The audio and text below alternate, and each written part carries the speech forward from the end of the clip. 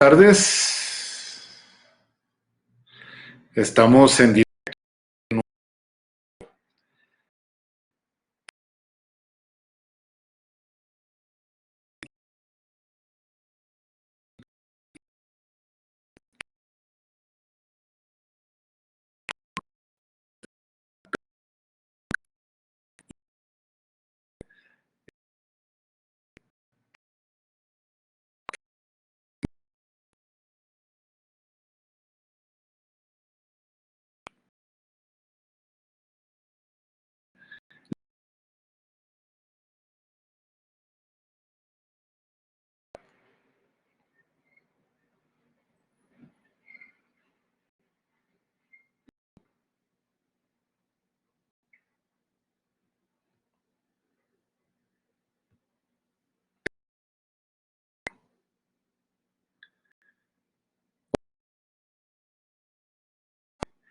Reporte de sintonía.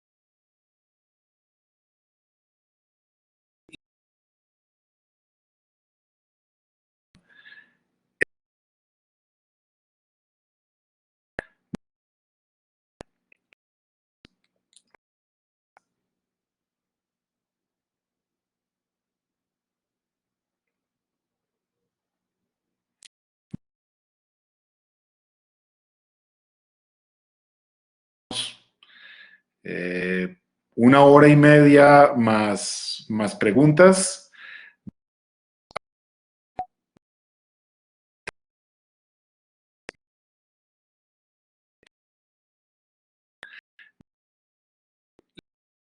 Programación y la curaduría cinematográfica en términos de producción, como si estuviéramos frente a cualquier tipo de producción audiovisual, independientemente de cuál sea su ventana. Es decir, la preproducción, la producción y la postproducción.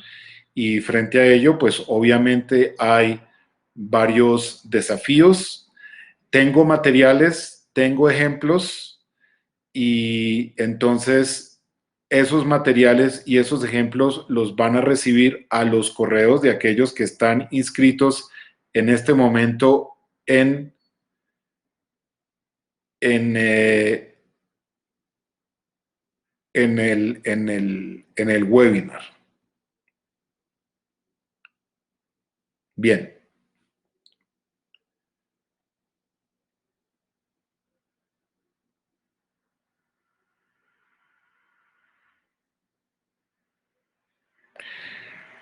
Antes de comenzar, unos pequeños ejemplos de libros que yo creo que nos pueden servir de referencia. Estoy hablando sobre todo de las diferentes maneras de concebir una curaduría y una programación que son vastas, que son amplias. Ya hablaremos de algunas de ellas, pero quiero que vayamos a algunos ejemplos que ya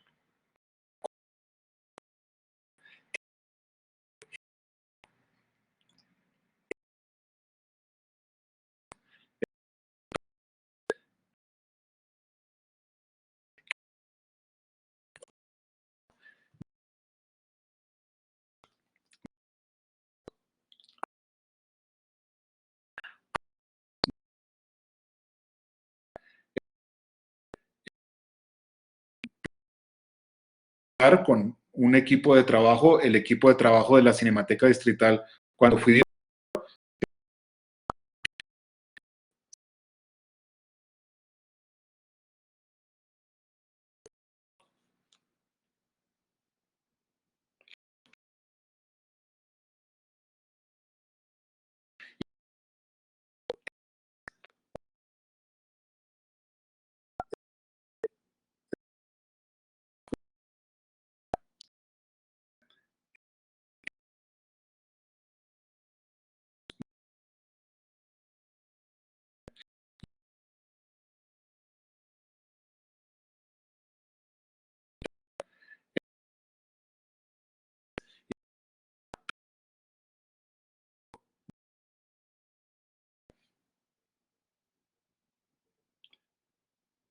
Lo interesante de este libro es que además es bilingüe y una vez más es un ejemplo de curaduría y de programación temática, en este caso un área, el Medio Oriente, programamos películas de cine.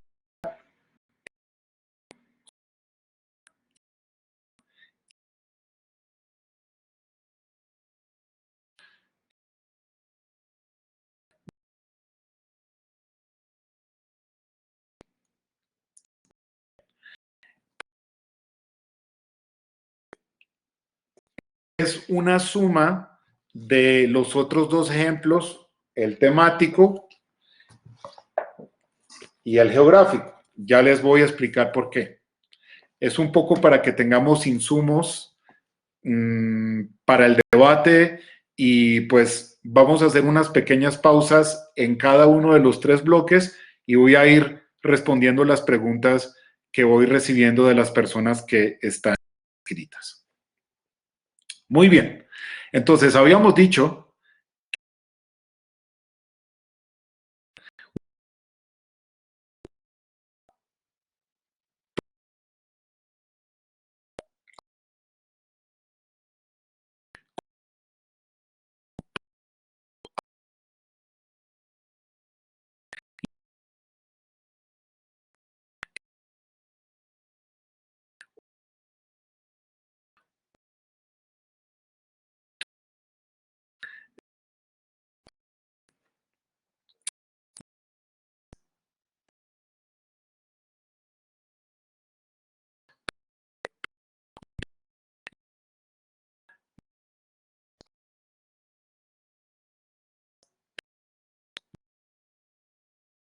el debate sobre la concepción, el concepto, la esencia, el módulo alrededor del cual vamos a amar o vamos a curar.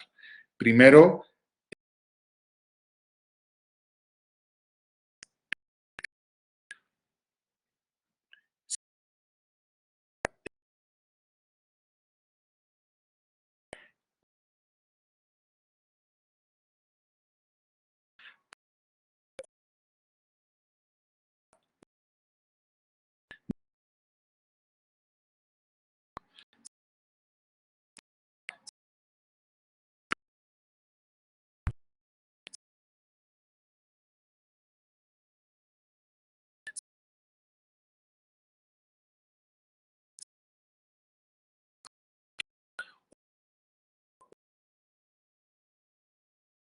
un productor, independientemente de esos criterios que son muy amplios, o el de la exploración del territorio en el cual ustedes se encuentran trabajando, dejando eso de lado, que ya vendrá, primero hay algo que es extremadamente importante. Sean ustedes un festival, sean ustedes una muestra, sean ustedes un cineclub, sean ustedes un colectivo audiovisual de trabajo, por ejemplo, en un barrio o en una localidad, sean ustedes un festival del orden nacional, sean ustedes programadores de una sala que tiene una programación constante en el tiempo a lo largo del año. Sean ustedes parte de un equipo de la acción cultural de una institución que tiene una sala audiovisual. O sean ustedes programadores de un espacio estilo un canal de televisión, un canal de cable o una plataforma VOD o un canal de YouTube o cualquier otra ventana de exhibición o categoría en la que ustedes estén trabajando.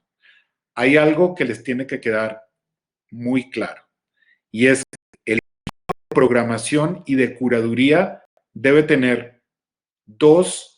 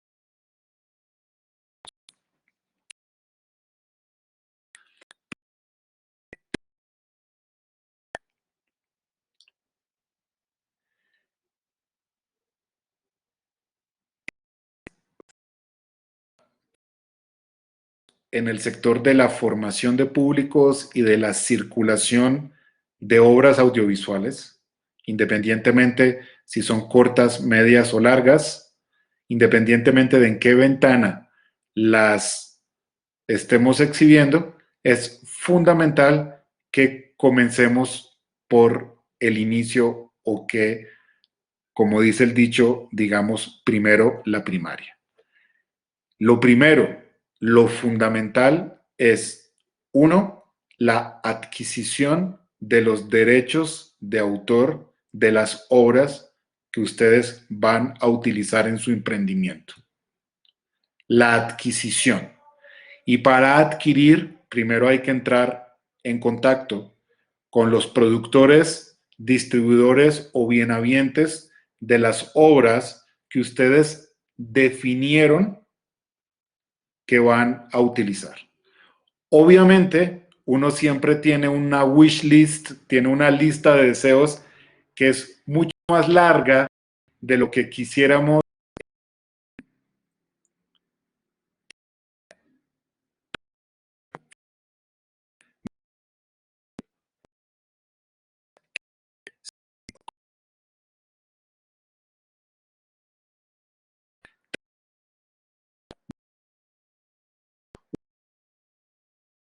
Y otra cosa es lo que uno desea y otra cosa es lo que uno tiene.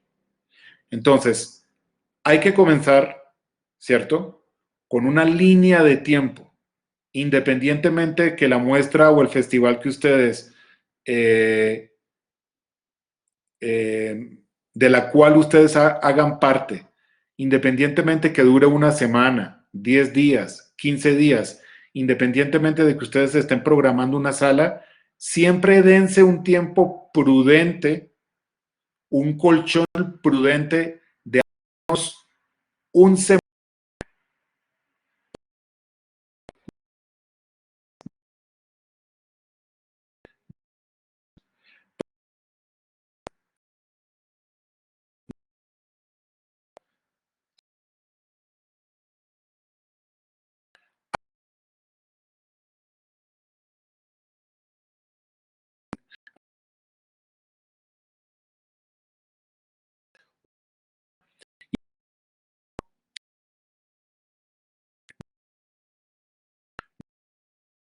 inmediato y ustedes van a tener que hacer el seguimiento. Por lo tanto, dense un colchón de tiempo de al menos un semestre desde el momento en que ustedes comienzan a hacer la negociación hasta que comienza el emprendimiento. Bien, eh, hay que tomar en cuenta que la característica del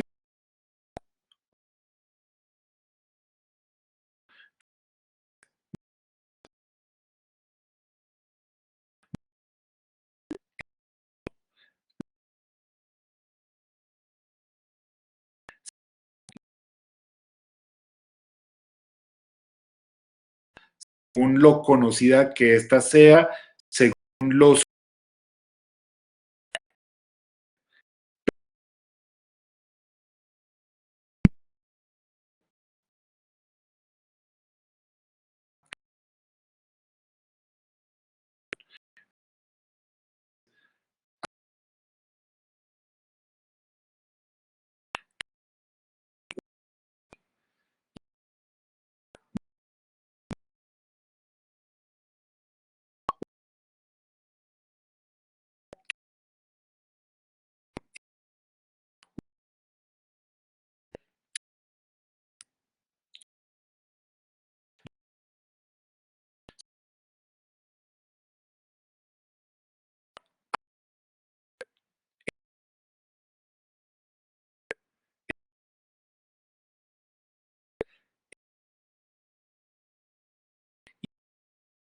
que el precio que les va a cobrar no es el mismo que si son un gran festival establecido o un gran canal de televisión o una gran plataforma VOD. Eso primero, hagan valer su especificidad.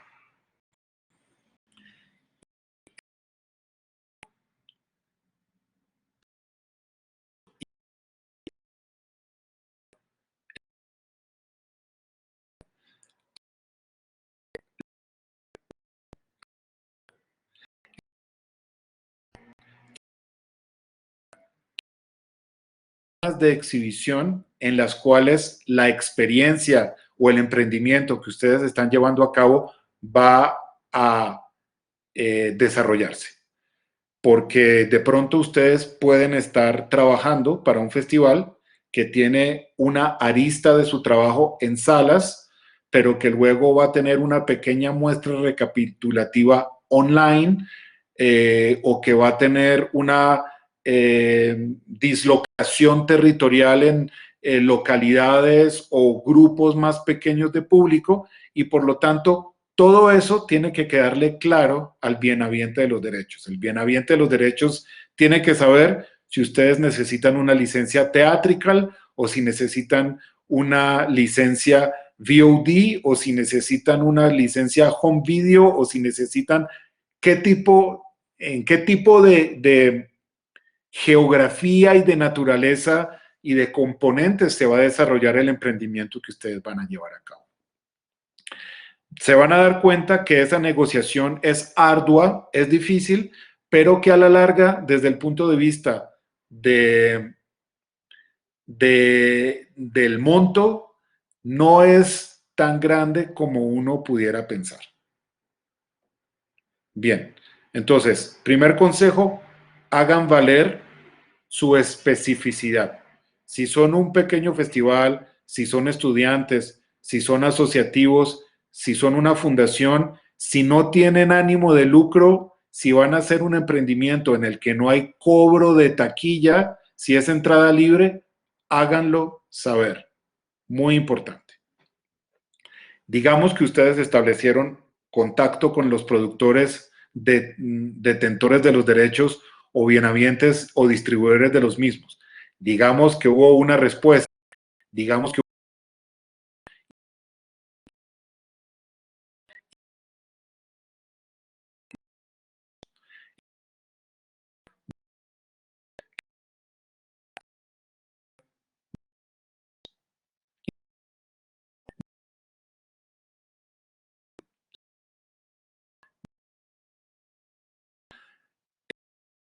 van a pasar el material una vez, que lo van a pasar 3 veces, que lo van a pasar 10 veces, y pactaron en qué tipo de ventanas de exhibición lo van a hacer.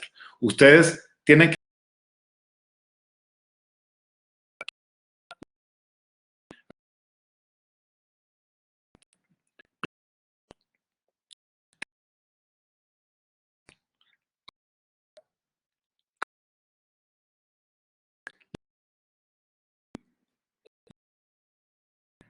el segundo punto fundamental de la preproducción, que es el tráfico. El tráfico y el tránsito de los materiales. Porque la persona, dependiendo de la solicitud y dependiendo de la qué tan robusto sea la iniciativa de la que ustedes hagan parte, les puede mandar el material en 35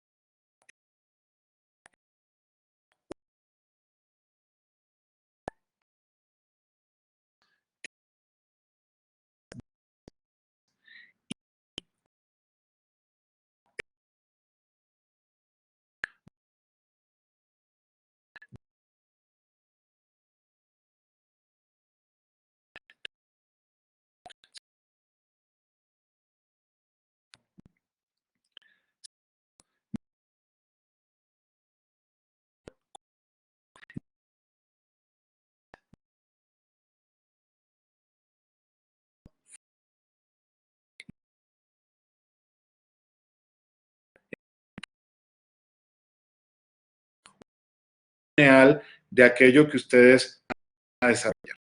Entonces,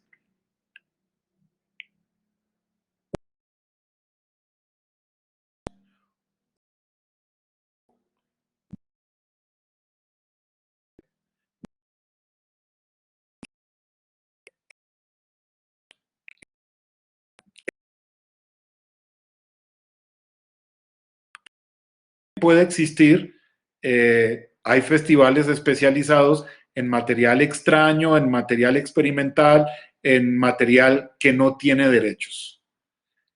Ustedes tienen la obligación de demostrar, ¿cierto? Ante las autoridades competentes, en este caso, por ejemplo, el CIREC en Colombia, el Sistema de Registro Cinematográfico de la Dirección de Cinematografía del Ministerio de Cultura, que ustedes son los detentores de los derechos de ese material, de ese festival, de esa muestra o de cualquier otro tipo de emprendimiento o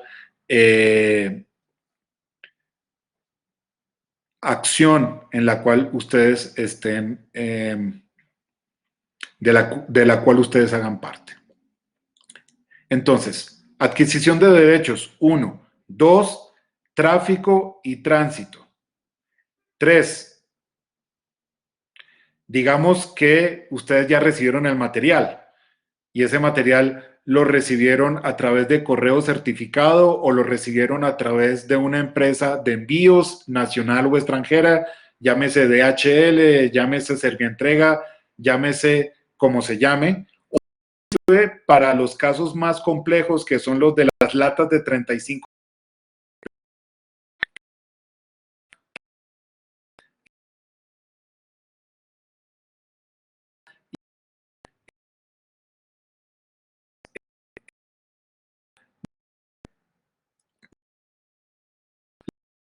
CIAs, las sociedades de intermediación aduanera, completamente expertas y especializadas en ese tipo de tráfico y de tránsito al cual ustedes le tienen que hacer seguimiento. Ojo, eso también se demora mucho tiempo.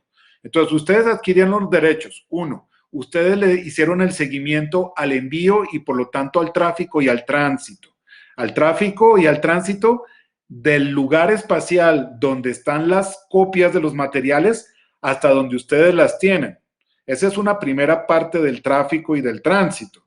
Pero no se les olvide que también, si ustedes hacen parte de un festival que tiene varias sedes, que va a tener varias salas, que va a tener varios espacios, pues entonces ahí también hay tránsito y tráfico y ese mismo equipo de trabajo tiene que estar pendiente de dónde está el material con relación a la sala o el espacio físico o virtual donde la experiencia va a tener lugar. Tercero, muy importante, una vez que ustedes tienen las copias, el registro de los materiales. Como ustedes saben, el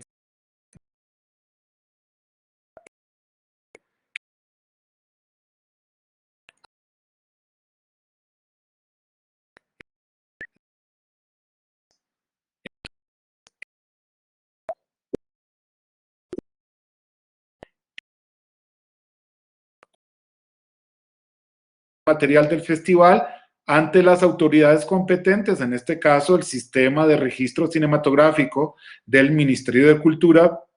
Ustedes ponen en internet CIREC en mayúsculas, ahí les van a salir los correos, entran en contacto con ellos y ellos les van a explicar cómo se hace el registro. Eso también tiene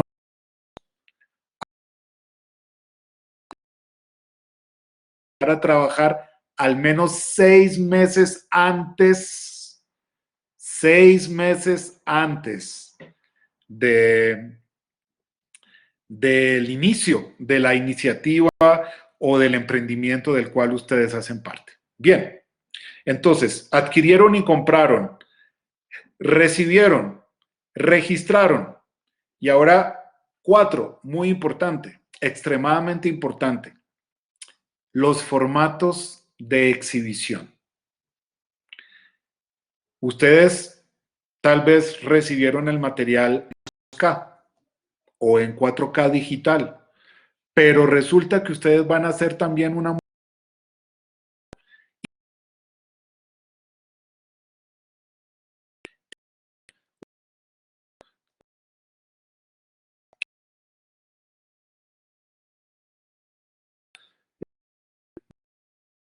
formato profesional que manejan los exhibidores profesionales del sector, sean comerciales o sean alternativos, sea Cine Colombia, sea Cinemark o sea Cinemateca Distrital o Tonolá, solo por poner algunos ejemplos.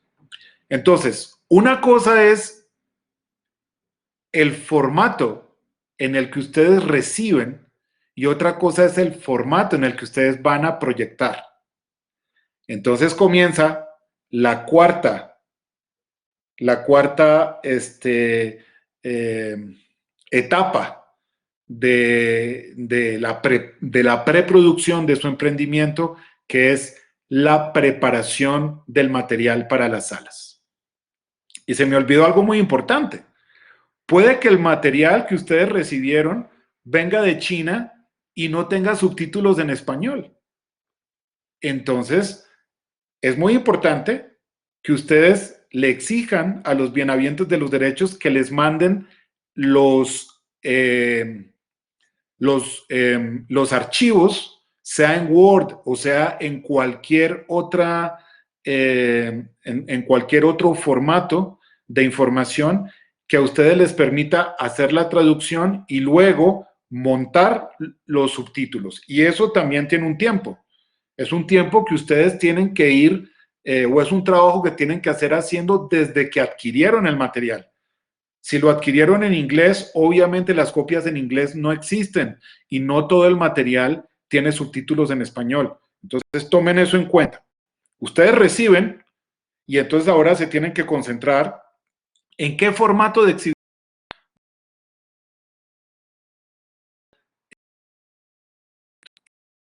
Por ejemplo, una sala comunitaria que solamente es Blu-ray y ustedes recibieron 2K. Entonces,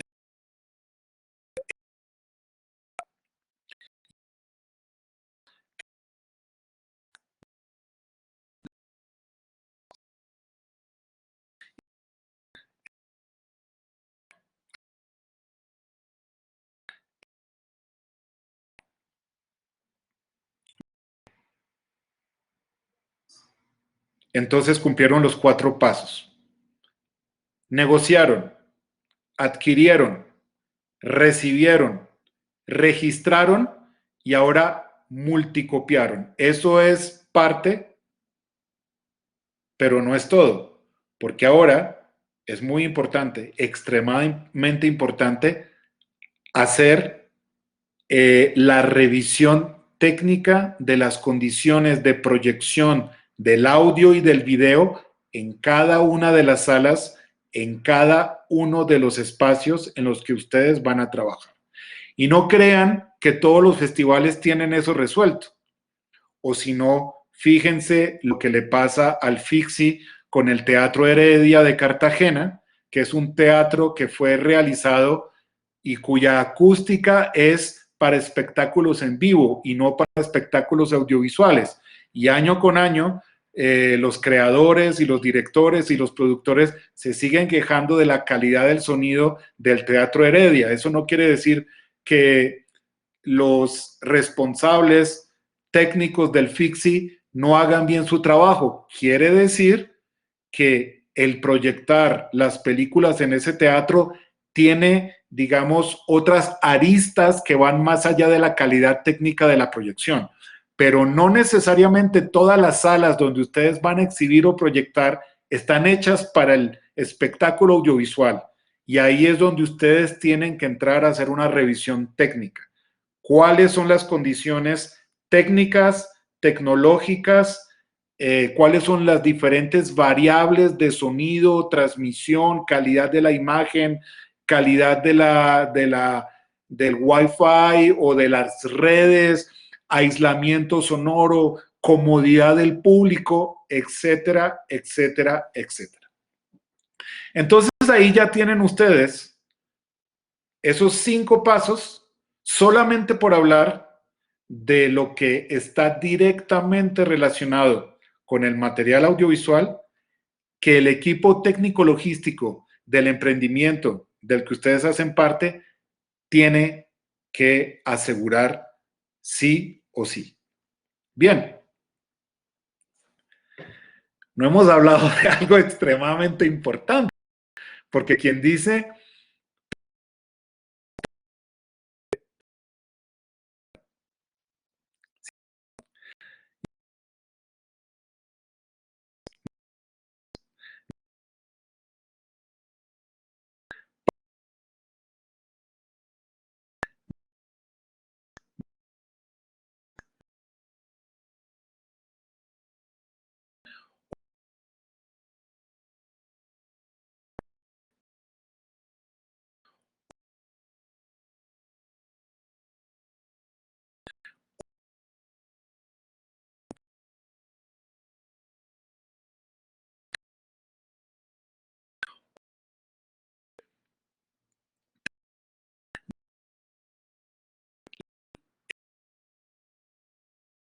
mecenazgo y no obviamente, tal vez, si hace parte de la negociación, cobrarán taquilla para poder llevar a cabo su emprendimiento. Entonces, las fuentes de financiamiento son múltiples, pero no necesariamente todas entran al mismo tiempo. Entonces, esas también requieren un planeamiento estratégico en términos de línea de tiempo, de ver cuándo es que llegan las platas y esas platas, cómo se van a ir administrando para ir resolviendo los diferentes problemas. Al igual que una película, hay 2 cosas que uno no puede dejar de tener. Uno, el soporte en el cual va a estar registrado la obra que ustedes van a hacer. En este caso, las películas. Los derechos de las películas son uno de los primeros rubros que ustedes no pueden dejar de atender. Y el otro es fundamental, absolutamente fundamental.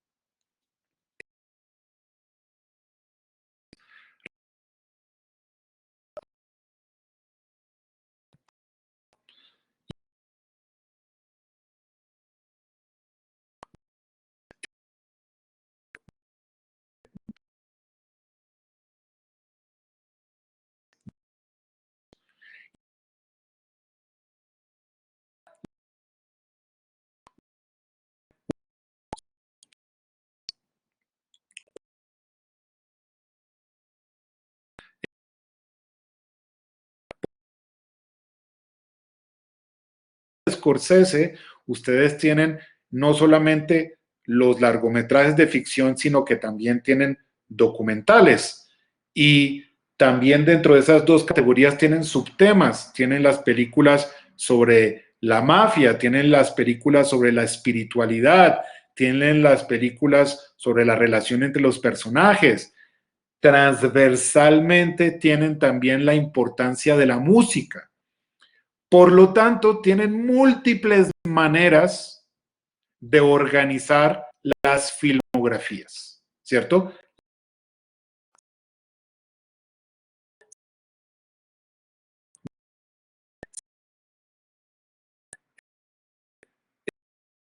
Asociadas las unas con las otras, y al igual que el primer criterio, ¿quiénes hacen las películas? Está este segundo criterio fundamental, que son las películas en sí. Bien, hay otro criterio muy importante. No los creadores, no las obras, sino los contextos. Por ejemplo, otro contexto más allá de la filmografía de un autor es un movimiento al que hicieron parte. Por ejemplo, el expresionismo alemán, o por ejemplo, la nueva ola francesa, o por ejemplo, el realismo poético francés, o por ejemplo, el cinema nuevo brasilero, o por ejemplo, el free cinema inglés, o el neorrealismo italiano, solamente para hablar de algunos, o por ejemplo, el cine político soviético, solo para nombrar algunos elementos muy conocidos de la historia del cine y muy conocidos de la cinefilia. Ustedes pueden entonces curar alrededor de un movimiento cinematográfico. Llámese nuevo cine latinoamericano, llámese nuevo Hollywood en Estados Unidos, llámese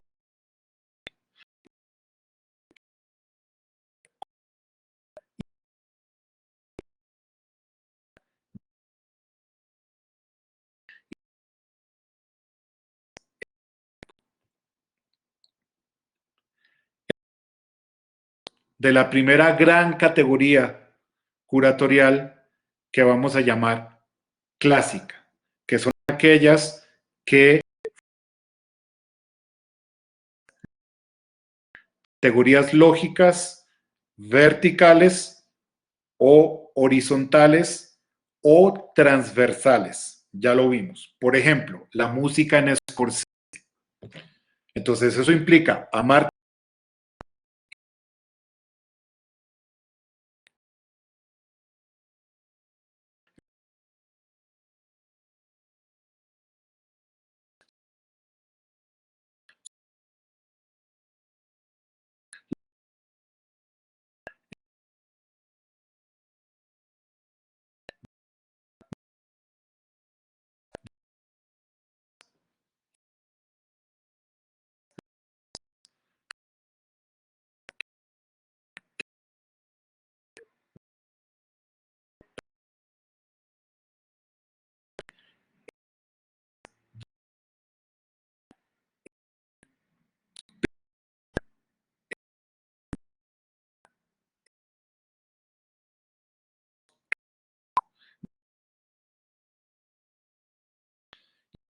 ustedes se dan cuenta que dentro de la morfología de las muestras y festivales que hay en Colombia, hay festivales especializados en el terror, festivales especializados en el cine de algún país, etcétera, etcétera, etcétera.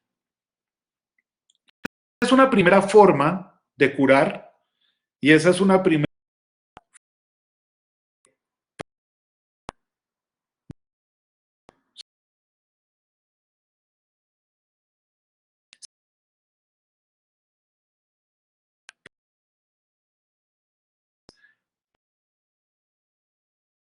y la historia del audiovisual, y eso hace parte, digamos, de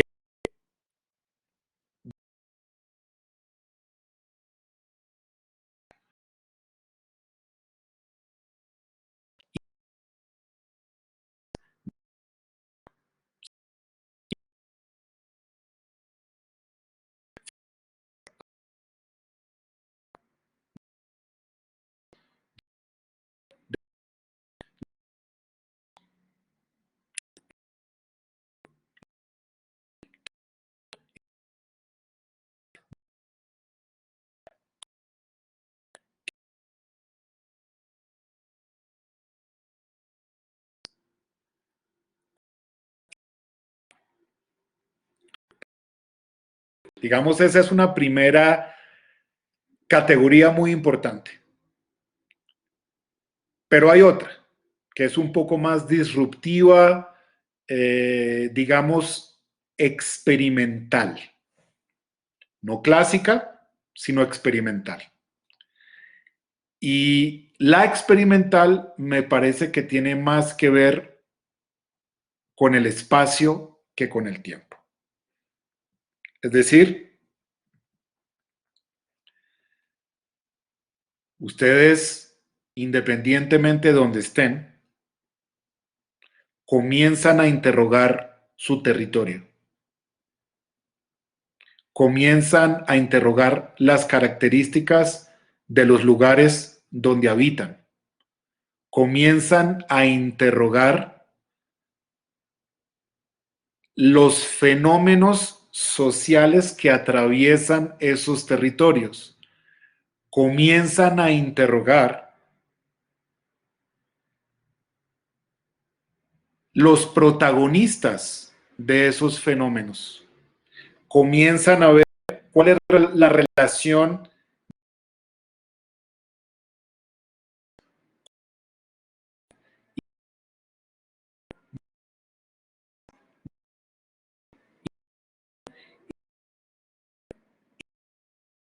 con las películas, inclusive con las películas. Les pongo un ejemplo clásico y disruptivo. Listo, vamos a hacer una retrospectiva Tarantino. Resulta que el señor, que es extremadamente cinéfilo, está de acuerdo en cedernos los derechos y entonces pasamos todos los largometrajes de Tarantino y todas sus participaciones en guiones y todas sus participaciones de episodios de películas que tienen varios episodios en las cuales él ha participado. Entonces tenemos los guiones de Tarantino, tenemos los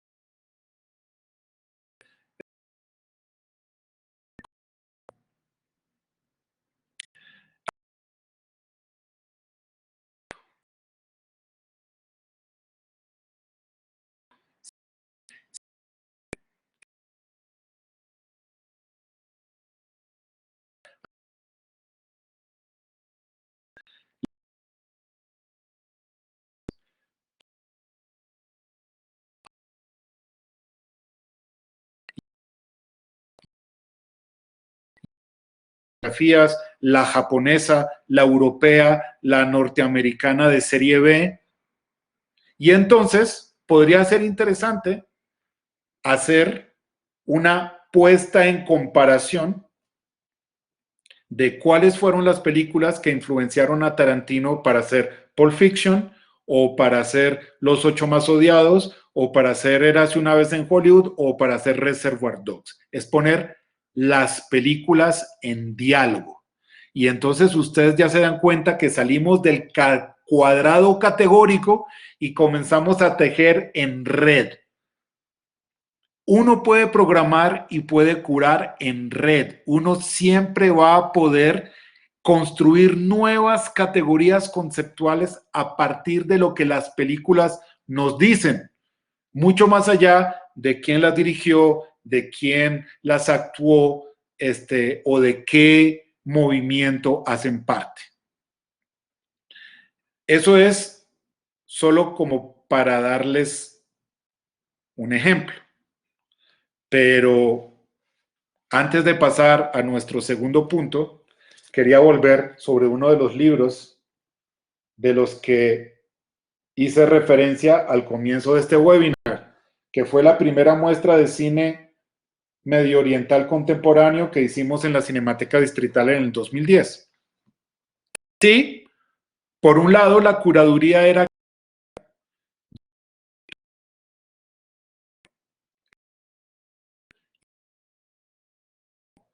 la primera década del siglo XXI. En ese sentido, era un material circunspecto, ¿cierto?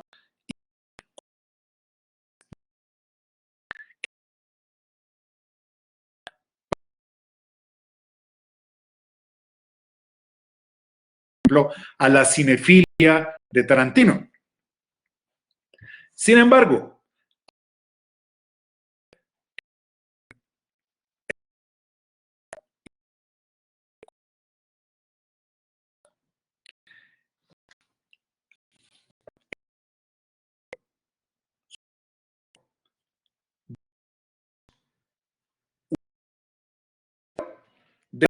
el financiamiento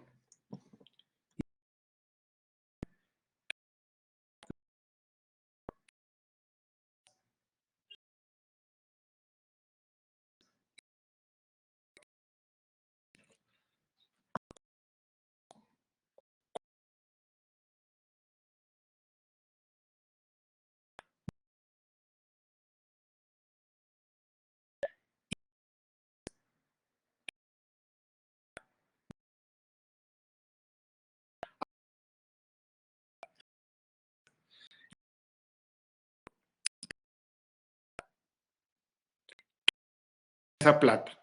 Muy bien. Pues trajimos dos invitados. Trajimos una cineasta libanesa, cuyas películas hacían parte de la muestra, y un cineasta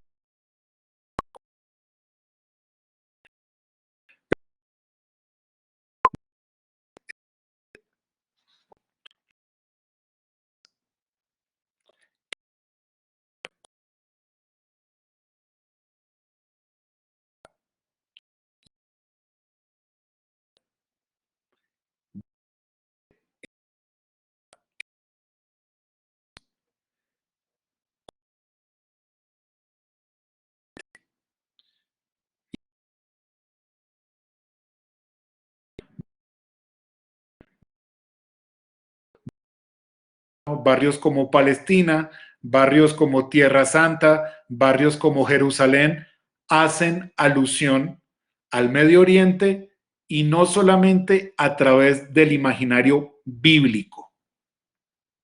Entonces, ¿qué hicimos? Hicimos proyecciones en cada uno de esos barrios, en las localidades de Usme, en las localidades de Ciudad Bolívar, en la localidad de La Candelaria, y también en el bolivanés de la localidad de Chapinero,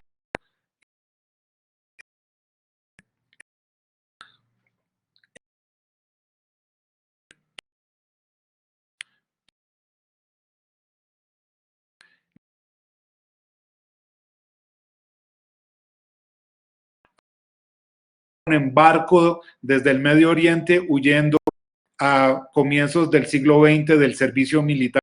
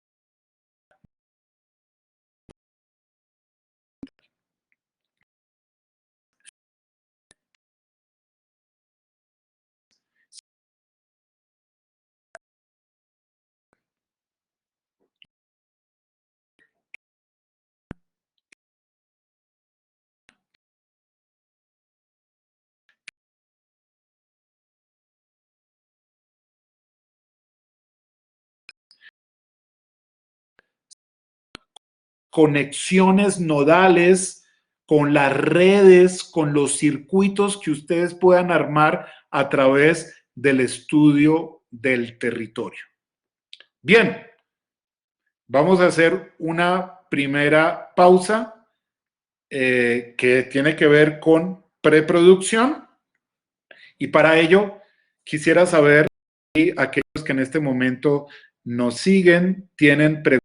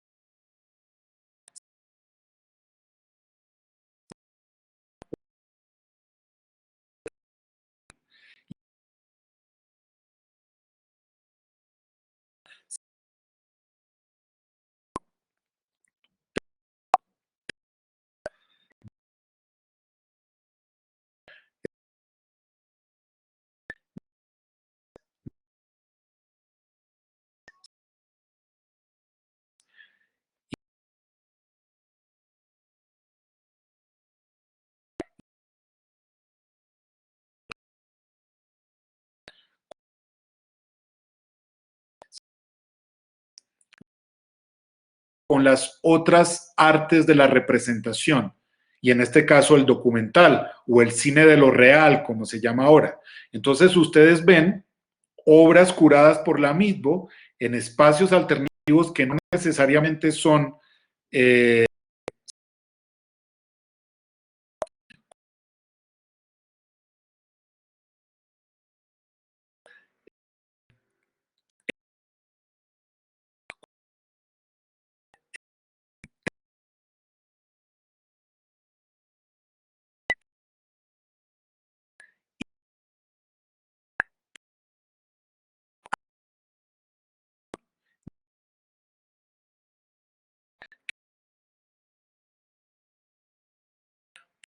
plásticas, por la danza, por el happening, por el video, por las redes electrónicas, propone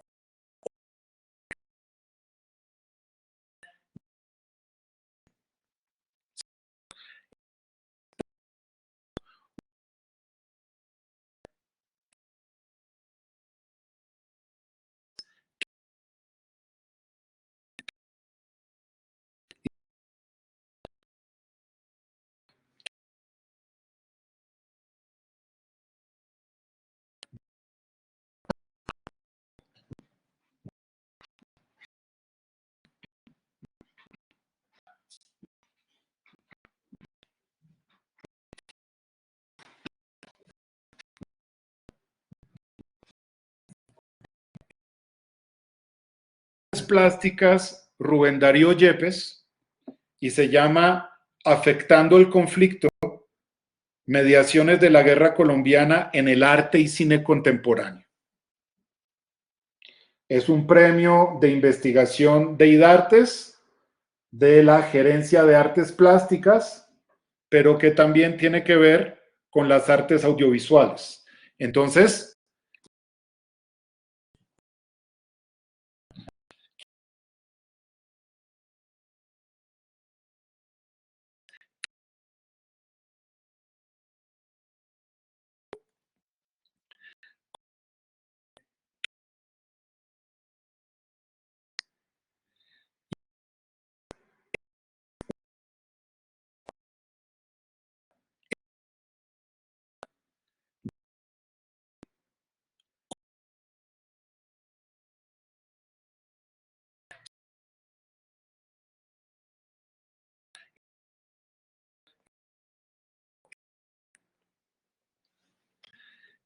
referir este otro libro que me parece muy importante para la gente que quiere concebir experimentalmente la programación y la curaduría de un gran teórico, investigador, ensayista inglés que se llama Daniel Frampton, y el libro se llama Filmosophy, Filmosofía. Y entonces el libro invita a concebir el cine. Y entonces, si concebimos al cine como una matriz de pensamiento, nos damos cuenta que las categorías a través de las cuales nosotros podemos curar son muchísimo más amplias, muchísimo más complejas.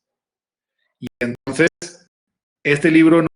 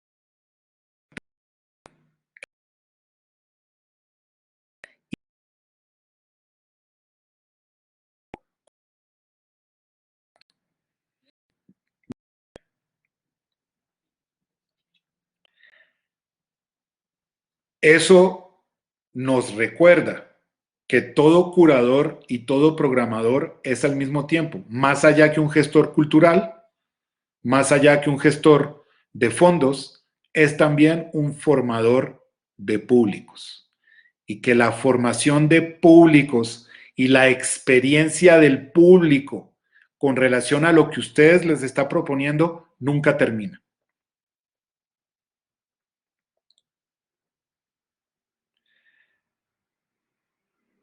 Y ahí entra algo muy importante, que es la morfología del lugar donde ustedes están exhibiendo.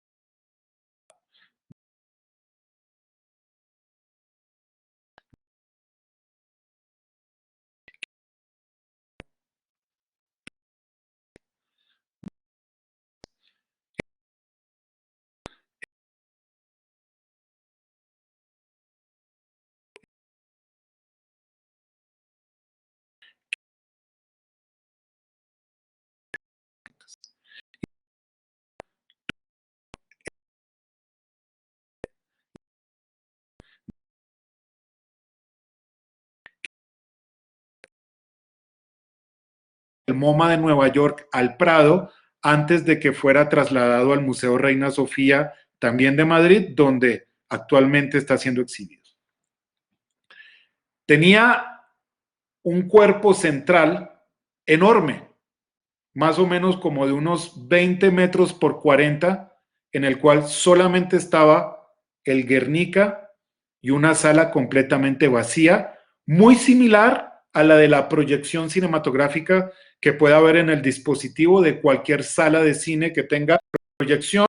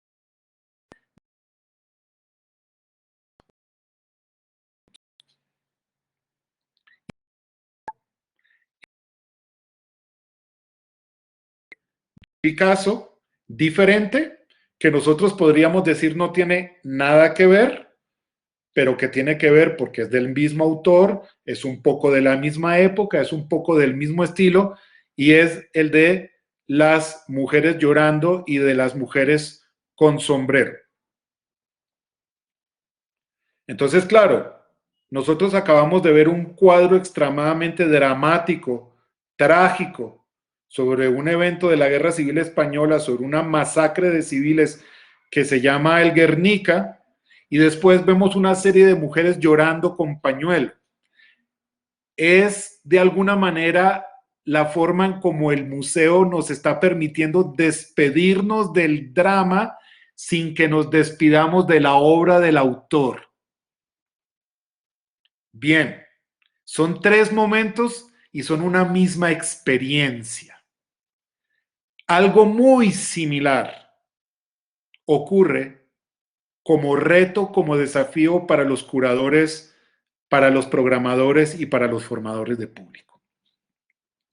La experiencia comienza antes de entrar a las salas, de entrar al espacio de exhibición, porque hay impresos, porque hay publicaciones virtuales, sea un blog, sea una sinopsis, sea una ficha técnica, sea unos artículos que los programadores consideran interesantes para que el espectador pueda llegar mucho más preparado a ver la película, o sea, la forma en como el festival, muestra, sala o cineclub quiere que ese momento sea recordado por el espectador en forma de publicación.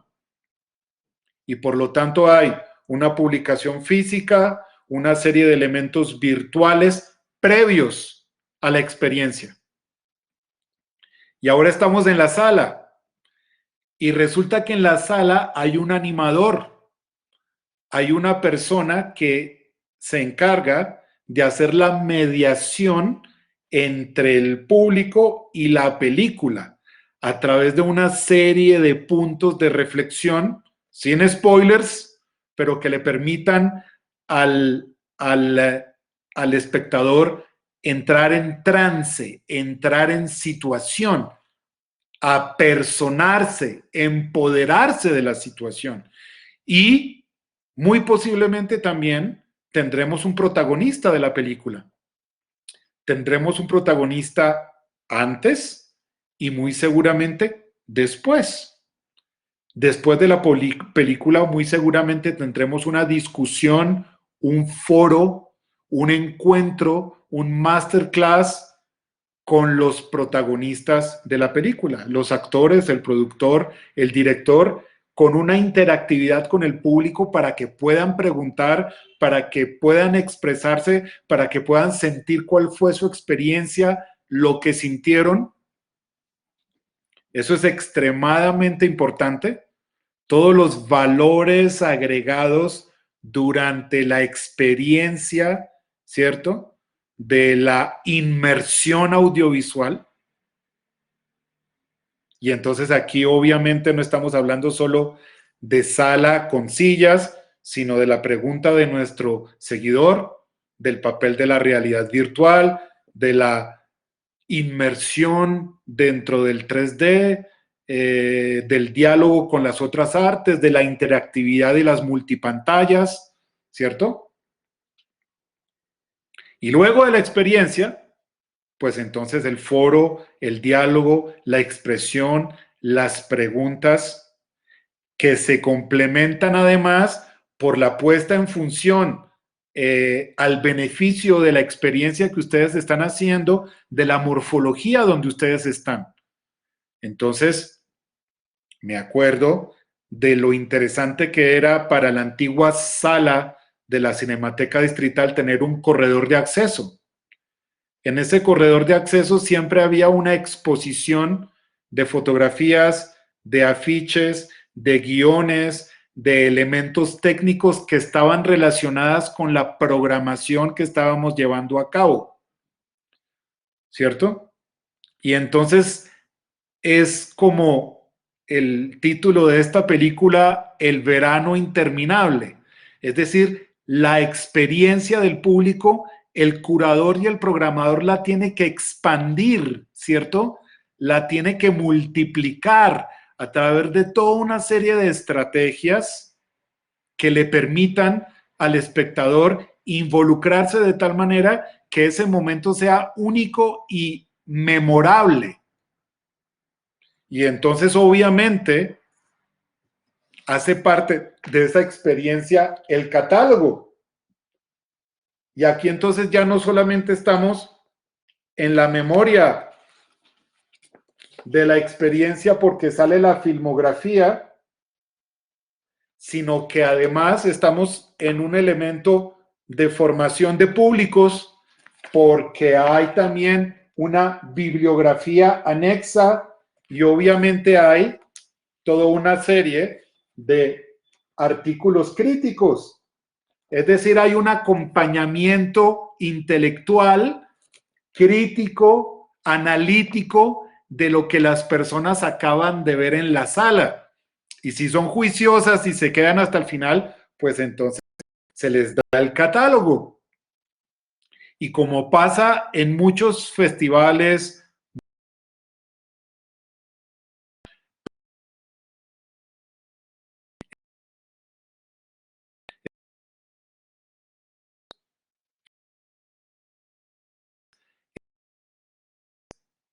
una manera también son actos de creación y por lo tanto susceptibles de crear material que a su vez va a ser exhibido, etcétera. Entonces, el involucramiento, la inmersión, me gusta mucho esa palabra, la inmersión del espectador con relación a la experiencia del curar y de programar va mucho más allá de la proyección. Y eso independientemente que la proyección sea en sala, sea virtual, sea online, sea colectiva, sea individual, todo esto de lo cual estamos hablando no necesariamente depende del espacio físico. Obviamente que está muy determinado por el espacio físico, pero fíjense, por ejemplo, en este momento todas las guías y todas las visitas virtuales que hay de teatros, museos y lugares culturales que en 3D inclusive, por ejemplo, la del Museo del Prado, permiten el involucramiento inclusive físico del espectador dentro de la experiencia, así la experiencia sea virtual. Bien, y eso que no hemos hablado de una concepción también experimental del aspecto producción, no pre, sino producción del festival, muestra o experiencia que ustedes están llevando a cabo. ¿Qué pasa si son los espectadores los que llevan sus obras? ¿Qué pasa si son los espectadores o son los creadores los que están creando en directo, como los live code programmers, ¿cierto? Que están generando contenido en la sala. Y justamente por eso el sentido y la importancia que en el nuevo edificio de la Cinemateca Distrital exista una sala que se llama la Sala E, de experimentación para obras que combinan imagen en movimiento y espectáculo vivo, ¿cierto? Que involucra música, que involucra informática, que involucra muchas etapas de la creación. La sala tiene que ser concebida también como un espacio de producción creativa. Eso también hace parte de la concepción de la curaduría y de la concepción de la programación.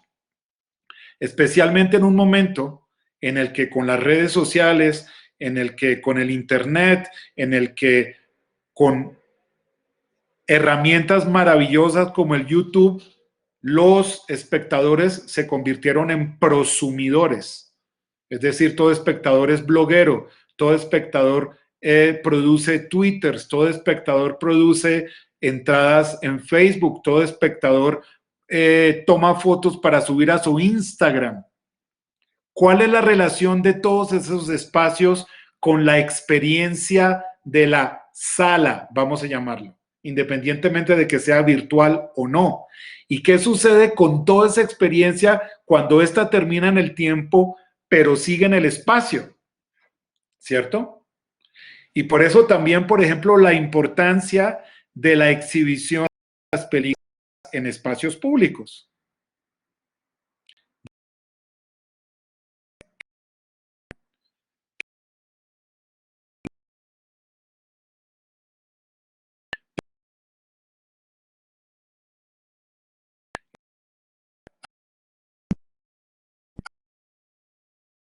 Las superficies, la gente se puede involucrar con la imagen desde su terraza, desde su balcón o desde su ventana. Todo ese tipo de cosas hay que concebirlas y van mucho más allá de curar para una sala exclusivamente. Está la sala como núcleo, pero ese núcleo, justamente desde el punto de vista de la experimentación artística, se tiene que expandir. Se tiene que expandir, expandir y seguir expandiendo. Y esa expansión es infinita. En términos de publicaciones, en términos de material anexo como fichas bibliográficas, en términos de exposiciones en las salas o en términos de experiencias en el espacio público, la intervención y la transformación del espacio público, en términos de seminarios, en términos de intervención de materiales. Hay muchas formas de impactar positivamente el público en el momento en que se están llevando a cabo las experiencias. No sé si con relación a este segundo punto tenemos preguntas. Es decir, ¿cuáles son las formas en que el lugar, el espacio que confina la experiencia puede expandirse desde el punto de vista del conocimiento, desde el punto de vista de la creación, desde el punto de vista de la formación, desde el punto de vista del establecimiento de las redes? Si hay preguntas, con mucho gusto podemos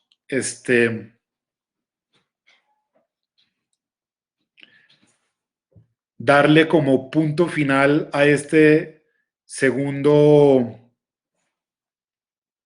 Aquí hay un comentario. A ver. No alcanzo a ver.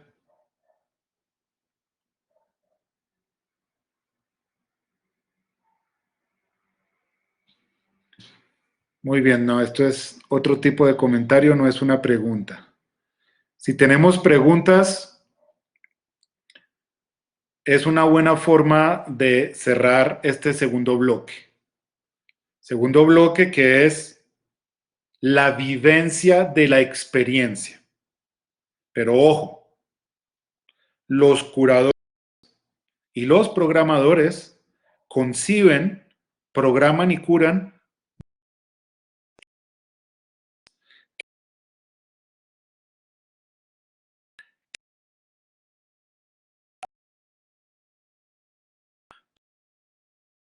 verlo.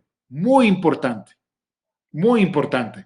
Y por eso todos los festivales y todas las muestras tienen diferentes ventanas y diferentes espacios de reunión con productores, de talleres de escritura, de talleres de producción, de talleres de proyectos, de webinars, de seminarios. Bien, aquí hay una pregunta.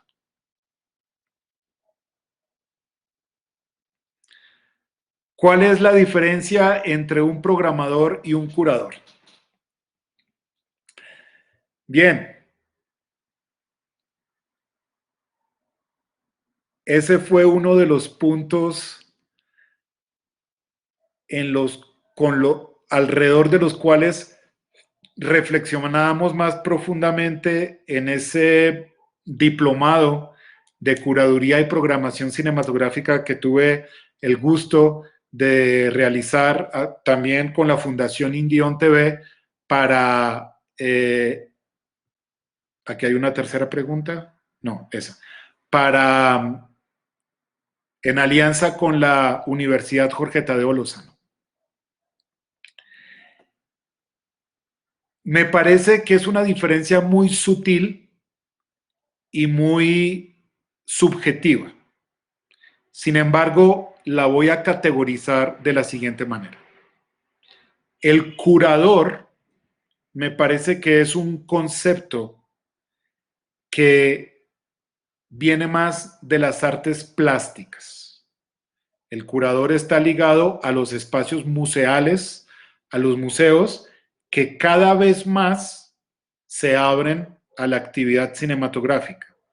Y en ese sentido, hay un debate teórico muy interesante de cuál es el futuro del cine, el futuro creativo y el futuro de la experiencia vivencial de la exhibición cinematográfica. Si el futuro es el de las salas de cine o el futuro está en el museo y las galerías. Me parece que la experiencia del curador es mucho más espacial. Al mismo tiempo, me parece que la experiencia del programador audiovisual que tiene que hacer un programa, que tiene que hacer una parrilla, que está ligada por el aspecto cronos, está mucho más ligada obviamente al tiempo. Es decir, una película es exhibida en un día, en un horario, en un lugar. Las obras de los museos y de las galerías tienen una relación al espacio-tiempo que es diferente. Pero si bien podríamos decir que esa es una diferencia, el programador audiovisual está más ligado a la parrilla y por lo tanto al tiempo, y el curador artístico está más ligado al espacio museal y por lo tanto al espacio. Yo lo que los invito es a que hagamos una unión de esos dos espacios, de esos dos elementos. La experiencia de aquel que está involucrado con la transmisión y con la comunicación pública de imágenes en movimiento, tiene que ser una experiencia de curador de artes plásticas y al mismo tiempo también de programador audiovisual. En ese sentido, yo más bien diría que no hay una diferencia, sino más bien una confluencia. Programar tiene que trascender el tiempo y curar tiene que trascender el espacio. Si les conviene, digamos, esa forma de plantear el problema, diría yo también que la curaduría trasciende el momento de la sala. La curaduría tiene que ver con los impresos, tiene que ver con los talleres, tiene que ver con los encuentros, tiene que ver con la formación, tiene que ver con las exposiciones y con las exhibiciones.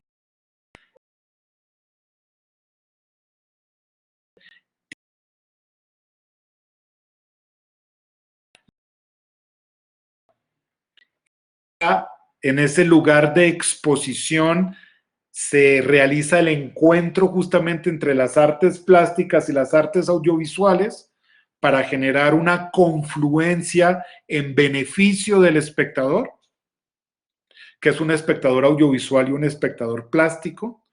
Y por lo tanto, a mí me gusta más el término de curador, porque me parece que es menos puntual y un poco más totalizador, mucho más globalizante con relación a lo que nosotros estamos buscando, y es que el espectador tenga una experiencia absoluta. Bien, el tiempo va corriendo y nos quedan unos 15, 20 minutos y por lo tanto vamos a pasar al tercer aspecto de esta charla, que es la postproducción. Ya hablamos de la pre, técnica, logística, tecnológica y también conceptual. Ya hablamos de la pro, de todas esas cosas tan interesantes y tan irrepetibles que pasan en las salas y diferentes espacios de exhibición, sean reales o virtuales. Pues ahora me parece extremadamente importante hablar de la post. Y la post también es muy importante porque nos lleva a la pre. ¿Por qué nos lleva a la pre? Nos lleva a la pre porque la post tiene mucho que ver también con el financiamiento. ¿Por qué digo esto? Porque las obras plásticas y las obras audiovisuales nunca terminan de concebirse y nunca terminan de hacerse. Tengo un pequeño calor, qué pena con ustedes.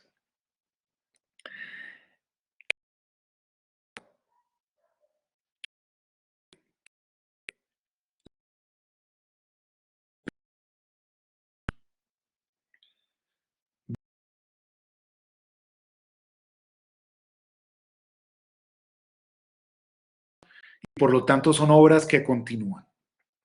Y entonces, en las salas o en los espacios de exhibición pasan cosas, sobre todo si los espectadores son prosumidores y si son creadores. Y si dentro de las estrategias llevadas a cabo por los curadores y programadores queremos involucrar a los espectadores y invitarlos a que lleven sus productos, a que lleven sus proyectos, a que lleven sus creaciones. Es decir, de la exhibición o de la creación en vivo también pueden salir nuevas obras y esas nuevas obras obviamente se pueden monetizar. Y entonces aquí volvemos al flujo de caja y volvemos a la planeación de ese flujo de caja y a la forma en cómo nosotros distribuimos los recursos que tenemos a disposición. Es muy importante que más allá de las obras impresas de tipo crítico y analítico, también haya una memoria audiovisual del festival, la muestra o la experiencia que nosotros llevamos a cabo. Y entonces eso nos obliga a concebir una plataforma online en la cual podremos dividir según si se trata de streaming, si se trata de formación o de e-learning, o si se trata de conseguir recursos para nuevos proyectos,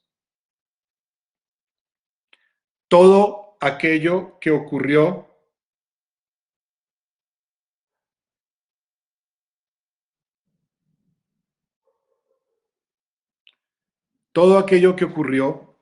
durante la experiencia que llevamos a cabo. Entonces, si logramos adquirir los derechos para que las películas subsistan online, si logramos de alguna manera involucrar a los espectadores para que aquello que aportaron a la experiencia sea la raíz de un nuevo emprendimiento creativo, si logramos en las charlas, los seminarios, los talleres, que surgieran los proyectos suficientemente interesantes para hacerles seguimiento, todo eso es monetizable y nunca termina. Si logramos poner en contacto creadores y productores durante nuestras iniciativas, esos creadores y productores necesitarán una plataforma de seguimiento para que esto no se quede en veremos, sino que se concretice. Y todo eso es monetizable y todo eso es la post, todo eso es lo que ocurrió durante la experiencia en un nuevo tiempo, en el que volveremos a pagar para ver las obras, en el que podremos reunirnos con otras personas para buscar estrategias de financiamiento, en espacios virtuales para crear nuevas ventanas de creación en directo con relación a aquello que se utilizó durante la experiencia de la producción. Y por lo tanto, entonces fíjense ustedes que en la mitad de todo esto está la sala como núcleo, pero la experiencia, el emprendimiento, el festival o la muestra nunca termina. Puede dar suficiente material para durar todo un año o para desarrollar un calendario en todo un año y preparar también, involucrando interactivamente a los espectadores, los contenidos de la nueva edición que vendrá el año próximo, es decir, el planeamiento financiero, estético, de contenidos, conceptual, a través de una plataforma virtual que involucre y que relacione también al público. Eso es extremadamente importante. Dicho de otra manera, la labor del curador y la labor del programador nunca termina. Siempre encuentra nuevas maneras de relacionarse con el público, y el público, siempre y cuando la elasticidad del concepto sea lo suficientemente interesante, siempre va a estar ahí para participar de esta nueva inmersión y de ese nuevo involucramiento. Entonces, fíjense cómo inclusive la labor de curar y de programar puede ser concebida como pre, pro y post, y cómo esta puede ser monetizable en los tres momentos, y cómo esta conlleva todo el tiempo nuevos retos que hace que la retroalimentación con el público sea permanente, lo cual obviamente implica una fidelización de públicos, una fidelización de espectadores, que son la razón de ser de cualquier curador y de cualquier programador. Esos son básicamente los aspectos que quería tocar con ustedes en esta hora y 45 más o menos, en la cual llevamos conectados en este momento, que es más o menos el tiempo en el que uno debe estar en un webinar. Si hay preguntas finales, con muchísimo gusto las responderé para darle fin a esta primera experiencia que pudimos llevar a cabo a través de la herramienta de educación online de la Fundación Indion TV en su plataforma www.indion.tv, que se llama Class on Live, a través de esta primer webinar de curaduría y programación cinematográfica. Si hay preguntas, estoy totalmente abierto a responderlas.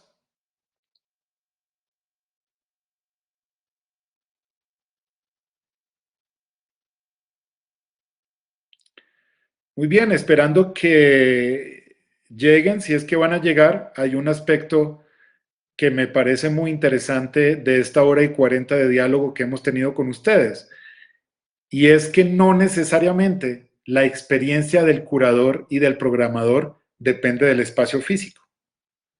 Todo aquello que hemos planteado también puede ser virtual, también puede ser en plataformas de Internet, también puede ser para programación VOD, y por lo tanto completamente adaptable a la situación actual en la que se encuentra el mundo, en cuarentenado como estamos, y como la situación va para largo, pues entonces eso también le permite a los curadores y a los programadores reinventarse conceptualmente para replantear los retos, ¿cierto? Ciertos, reales, inmediatos de este momento, a los cuales nos vemos allegados, ya que, como ustedes lo han podido ver, todo tipo de instituciones, de fundaciones, de colectivos de trabajo, de entidades, de empresas, están poniendo online toda una cantidad asombrosa de material audiovisual. Muy bien, en una primera etapa, pero ahora organicémonos temáticamente, organicémonos conceptualmente, organicemos esa inmersión dentro de la virtualidad. Hagamos de esta dificultad una herramienta de transformación para curadores y para programadores. Espero que hayan de alguna manera concebido nuestra charla en esa perspectiva también. Bien, veo que no hay más preguntas de nuestros asistentes. Agradezco muchísimo su participación, agradezco muchísimo el hecho de que hayan querido compartir este primer webinar con nosotros, y los esperamos muy prontamente en la Fundación Indion.tv para nuevos webinars que desarrollen nuevos retos con relación al momento actual. Pueden seguirnos en www.indion.tv, en Vive en la Independencia en Instagram y obviamente en nuestro fanpage de Facebook, indion.tv. Muchísimas gracias y que tengan una muy buena noche.